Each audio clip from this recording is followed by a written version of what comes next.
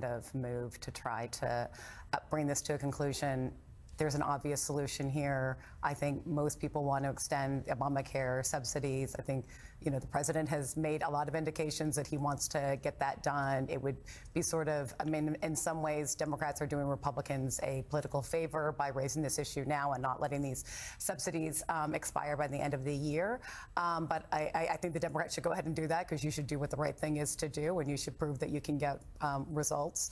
But I think we're kind of nearing the end where that this is not going to be sustainable.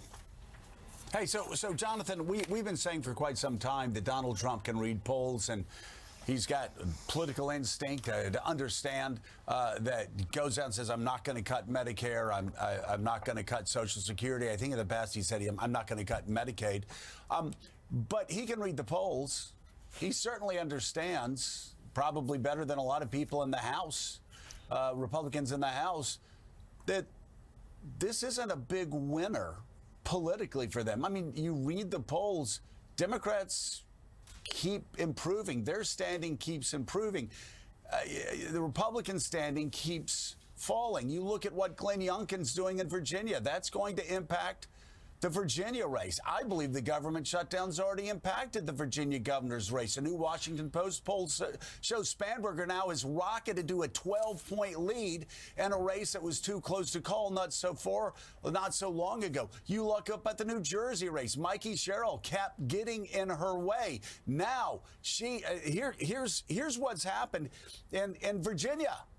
And I think that huge jump by Spanberger in large part is because of the government shutdown, and it impacts the people of Virginia, and Republicans may get wiped out there. Up in New Jersey, Donald Trump is bragging about slashing funding and ending the Hudson River Tunnel, right?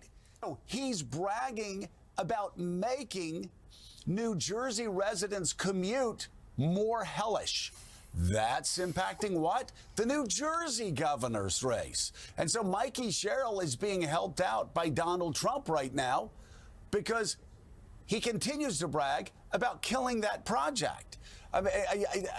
Tell me, what are you hearing from the White House? They have to understand this is bad for them in Jersey. This is bad for them in Virginia. This is bad for them across the country.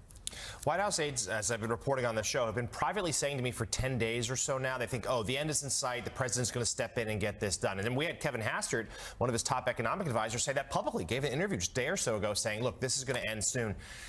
The issue is, as I've been hearing the last 24 hours, so the president's not really paying attention. He's beholden to some of the far right-wing elements of his government. That's Russ Vought and Stephen Miller, who see the shutdown as an opportunity to fulfill the Project 2025 wish list and slash the government and irreparably harm Democrats, they think, and harm democratic institutions. But the president is focused on other things, whether it's Gaza, or we've had Ukraine. Certainly now it's tariffs. It is the situation in Venezuela, and the fact that he is now heading later today to Asia to have a summit there and talk with Xi Jinping. Again, it's all trade. And Caddy, he's simply not locked in on this issue just yet. Because Joe's right. The president, look, for people, even his critics will say, has a good read of the room. Like, he understands what issues are important, what's resonating with folks. He's missing this, and it's about the bubble that he's in, it would seem. And every day this goes on is worse for Republicans, but of course, more than anything, worse for Americans. And he still is, at least nominally, the president of all of us. Yeah, I mean, even for a president who has an enormous amount of energy across a broad range of subjects, the reports I've had from people who have gone into the Oval Office and seen him recently are that he is super distracted at the moment, that trying to get him to focus on one particular policy issue is very difficult. He's talking about the renovations of the White House. He's talking about the Lincoln bedroom. He's in, the Pope's brother comes in for a photograph. I mean, he's not a president who is particularly, nailed in, Gene, on one particular issue. And I wonder in this that I don't know how much currency or attention around the country the demolition of the East Wing of the White House is getting. But there is something in the juxtaposition. I mean, it's a little bit of a let them eat cake moment where the president is building a massive ballroom that presumably will have lots of gold flashed around in it. You think? At the same time as people are not getting their food benefits. And the governor of Virginia is even having to declare a national state of emergency in order to get people to have enough food. I mean, there is something there in the juxtaposition. I don't know if this is something that catches fire, but it seems a pretty odd juxtaposition. Yeah, you know, governors across the country, I subscribe to a lot of newspapers around the country.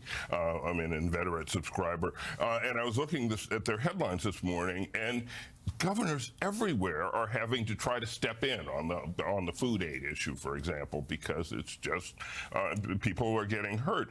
Look, I think those pictures of the East Wing being demolished probably is shocking to a lot of people. Now, I realize that most viewers have, you know, and most Americans have not been inside the White House. They don't, you know, you have, I have, and it was shocking to me, but I think it'll strike a lot of people that way. And yes, there is a contrast. It's for a ballroom. It's for a gigantic ballroom that's going to be festooned with more gold than probably they'll have to, you know, reinforce the floors to hold all the gold at a time when there's this pain and the government is shut down. It's not good politically for a president.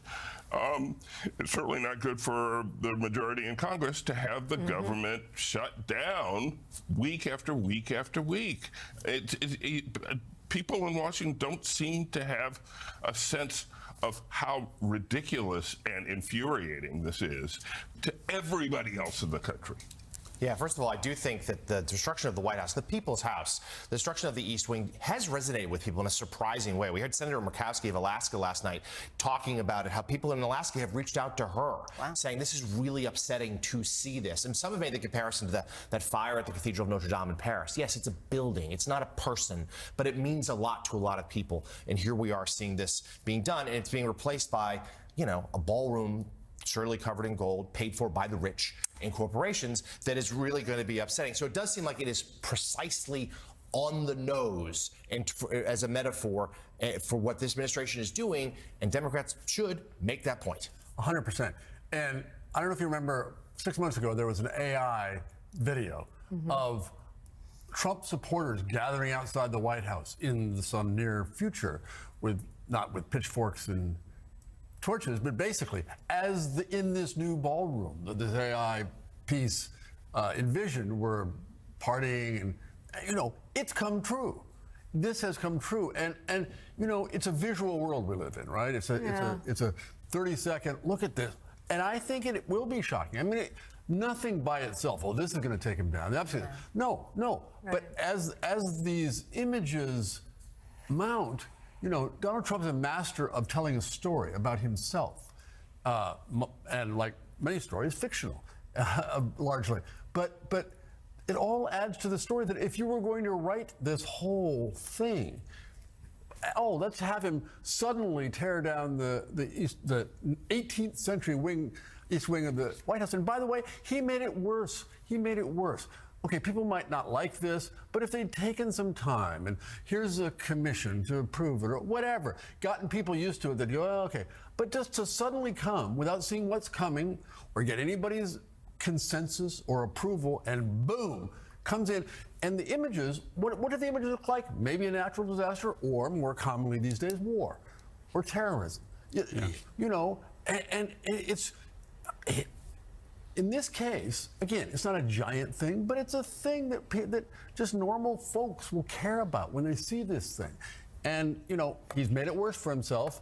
But of course, who he's made it worse for is his Republican minions and sycophants more than himself, because assuming he's not running again for an unconstitutional third term, he can do whatever he wants. And, you know, and the other thing about Donald Trump, and this is a small instance of it, he has made himself the strong man. He owns it all. He owns the tearing down the East Wing. He owns what hasn't happened in Ukraine. He owns it all. He can't say, oh no, it's the Democrats. Oh, it's Washington gridlock. No. He's solved that problem by just going ahead. So the political negativity is all on him and, moreover, Republicans.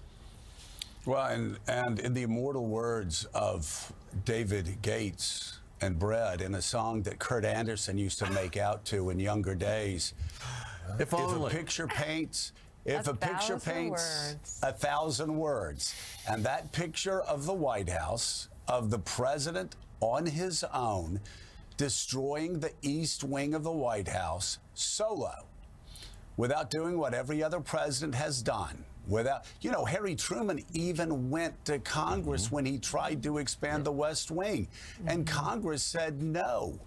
Imagine that. The first branch of government being consulted on tearing up or rebuilding one of the most important buildings in America. But Donald Trump went solo, Mika. And by the way, there are people out there that are saying, he's owning the libs. This is great. You're seeing, op-eds. No, he's not owning the libs. Only 24% of Americans support this, according to a recent YouGov poll that came out a couple of days ago. How could that number have been higher?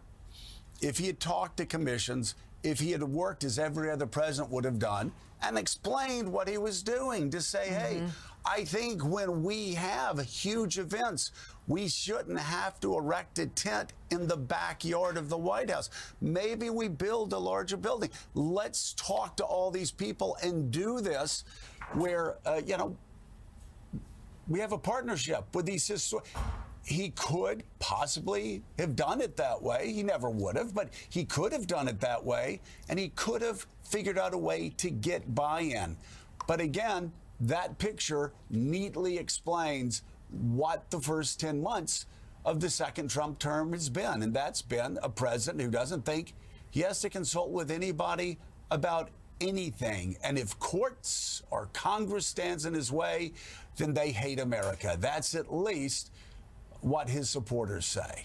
Kurt Anderson and Eugene Robinson, thank you both very much for being on this morning. And still ahead on Morning Joe, we'll be joined by a